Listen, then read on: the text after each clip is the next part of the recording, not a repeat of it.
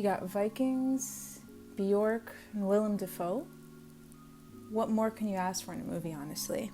So when The Northman was first announced, I was initially excited mainly because Robert Eggers, after watching The Witch and The Lighthouse, I just appreciate that type of like visceral, trippy, like abstract type of stuff. So I was already on board with whatever The Northman would end up being. The fact that he got such a bigger budget than his past films, I believe The Witch only had a budget of $4 million and The Lighthouse had a budget of $11 million, whereas The Northman here was given $70 to $90 million of a budget to create this film. And it's definitely obvious when you watch this movie. There's so much more scale to everything. I just love seeing great directors with a vision given like proper resources to fulfill whatever vision it is they have or to create the picture that they want to create.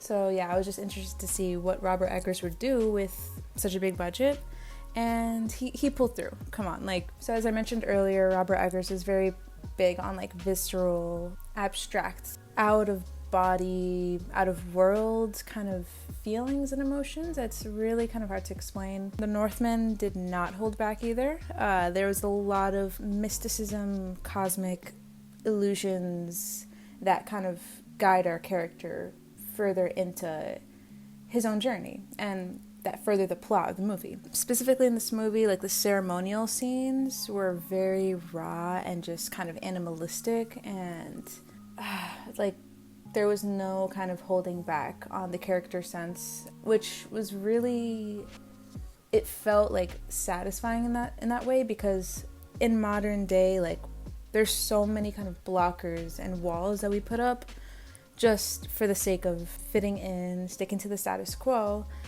And watching these people in this movie kind of like literally bark and yell and like howl and like fart and burp, it was like equally kind of jarring, but also kind of satisfying and like quenching this super like innate desire to just not want to care and to just like be fully unhinged in your own way. So yeah, it was satisfying to see all those animalistic raw kind of ceremonies. Also, shout out Willem Dafoe. I love that dude. Maybe I'm biased here, but like I wish he was in more of the movie. I'm gonna admit that. I wish that we saw more of him.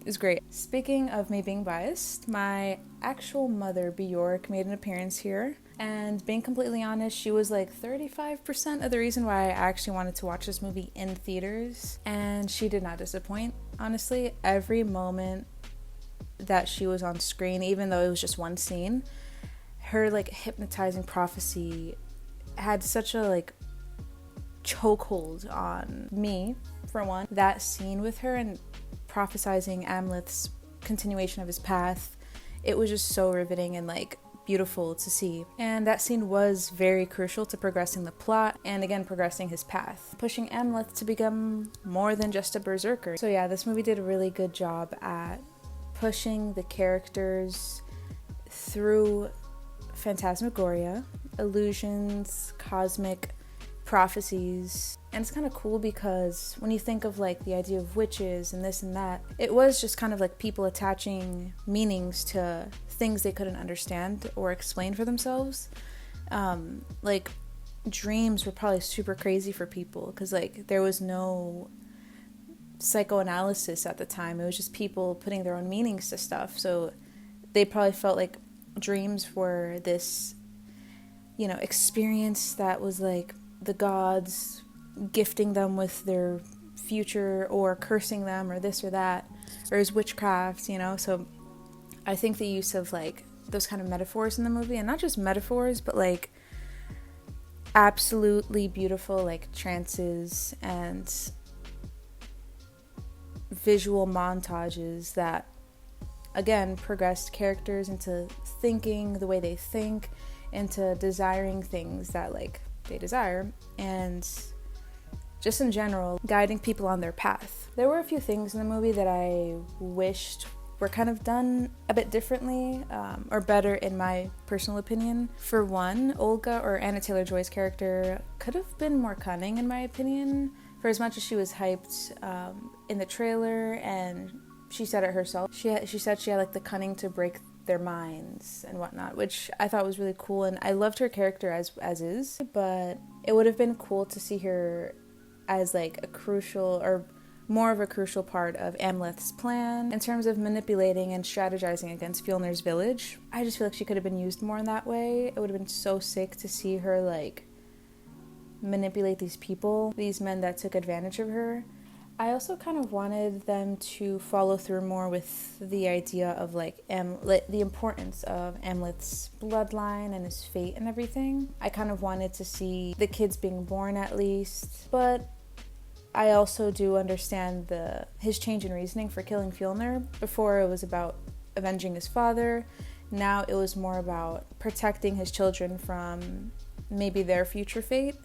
So now that I think about it, he was altering the fate of reality, essentially, or his fate, through his bloodline. So yeah, never mind. I kind of just worked through that right there. A part that I did enjoy a lot was with Amleth's mother, Nicole Kidman. Her whole plot twist moment, I thought that was a really cool break in the plot, and like a cool kind of fork in the road. I just wish Amleth like used that as fuel to like create his own path. I wish there was more of a fork in the road in terms of his identity after that plot twist had happened. Like, imagine getting told that like the story of this person you idolize, his father, was completely false. And to be honest, he kind of built his whole personality around that as a kid. So that obviously affected how he thinks, even as an adult. So that would be like huge news to hear that the person you idolize is actually kind of a piece of shit. That could have been used as like an existential identity crisis moment. Even though the plot twist happened, I still kind of felt a foreshadowing moment in the very beginning of the movie when Amleth was going into his mother's chambers to tell her, oh, father's back, yippee. His mother was kind of like get out, pretty aggressively, like, don't just come in here. I thought that small moment of aggression was kind of a foreshadow into like how her character would play out in the movie.